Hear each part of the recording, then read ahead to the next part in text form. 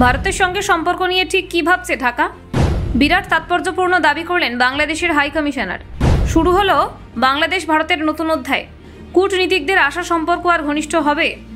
ইতিহাসের বাঁকে বন্ধুত্ব। বাংলাদেশের হাই কমিশনার বললেন নতুন পটভূমির কথা। রাজনীতি ছাপিয়ে সম্পর্কের অর্গানিকতা। বাংলাদেশি কূটনীতিক তরফে এলো ইতিবাচক বার্তা। বাণিজ্য, সংস্কৃতির, নাগরিক সম্পর্ক। ভারতের সঙ্গে বাংলাদেশের বন্ধুত্বে আসছে নতুন দিগন্ত। চলচ্চিত্র উৎসব থেকে সীমান্ত নিরাপত্তা, সম্পর্কের সব দিকেই দুই দেশের সহযোগিতা চোখে পড়ার মতো। বাংলাদেশি হাই কমিশনারের কথায় এবার স্পষ্ট হয়ে গেল সবকিছু। বিরোধের মধ্যেও বন্ধুত্বের সেতু। বাংলাদেশ ভারত কূটনীতিকদের দৃঢ় বার্তা প্রকাশ্যে আসতেই একেবারে হুলস্থুল কাণ্ড। পলিটিক্যাল চ্যালেঞ্জকে অতিক্রম করে সম্পর্কের নতুন দিগন্ত। আচমকা কেন এই পরিবর্তন? দেখুন, ভারত ও বাংলাদেশের সম্পর্ক ইতিহাসে বহুমাত্রার মাধ্যমে গড়ে উঠেছে। 1971 সালে মুক্তিযুদ্ধের সময় ভারত যে ভূমিকা পালন করেছিল তা দুই দেশের সম্পর্ককে এক অনন্য স্তরে উন্নীত করেছে। ভারতের সামরিক, নৌবাহিনী এবং কূটনৈতিক সহায়তা বাংলাদেশের স্বাধীনতার পথে গুরুত্বপূর্ণ প্রভাব ফেলেছিল। মুক্তিযুদ্ধে সেই সময় বাংলাদেশে ভারতের সহায়তা অনেকের কাছে আজও শ্রদ্ধার প্রতীক হিসেবে বিবেচিত হয়।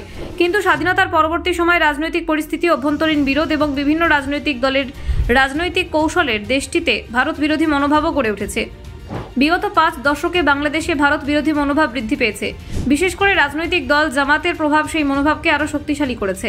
জামাত সেই যুগের রাজাকারদের সঙ্গে সম্পর্কিত ছিল, যারা পাকিস্তানের পক্ষে মুক্তিযুদ্ধের বিরোধিতা করেছিল এবং দেশের মানুষের ওপর দমনাত্মক কর্মকাণ্ড চালিয়েছিল। এই ধরনের ইতিহাস সত্ত্বেও বাংলাদেশের অনেক নাগরিক এখনও ভারতের সঙ্গে সুসম্পর্ক বজায় রাখতে আগ্রহী। তারা মুক্তিযুদ্ধের প্রকৃত ইতিহাসকে মনে রেখে দুই দেশের মধ্যে বন্ধুত্ব এবং সহযোগিতা বৃদ্ধির চেষ্টা করছেন। বর্তমানে বাংলাদেশের রিমোট কন্ট্রোল কার্যত জামাতিদের প্রভাবাধীন বলে সমালোচনা করা হয়। আওয়ামী লীগের অভিযোগ, বর্তমান ইউনূস সরকার মুক্তিযুদ্ধের ইতিহাস মুছে ফেলার চেষ্টা করছে। এই পরিস্থিতি দুই দেশের কূটনৈতিক সম্পর্কের জন্য একটি জটিল চ্যালেঞ্জ তৈরি করেছে। তবে এই রাজনৈতিক বিতর্কের মাঝেও বাংলাদেশের উচ্চপদস্থ কূটনীতিকরা ইতিবাচক দিকগুলো দেখতে চেষ্টা করছেন। ভারতে নিযুক্ত বাংলাদেশি হাইকমিশনার এম রিয়াজ হামিদুল্লাহ সম্প্রতি একটি অনুষ্ঠানে মন্তব্য করেছেন, বাংলাদেশ ভারতের সম্পর্কে নতুন পটভূমি খোঁজার চেষ্টা করছে ঢাকা।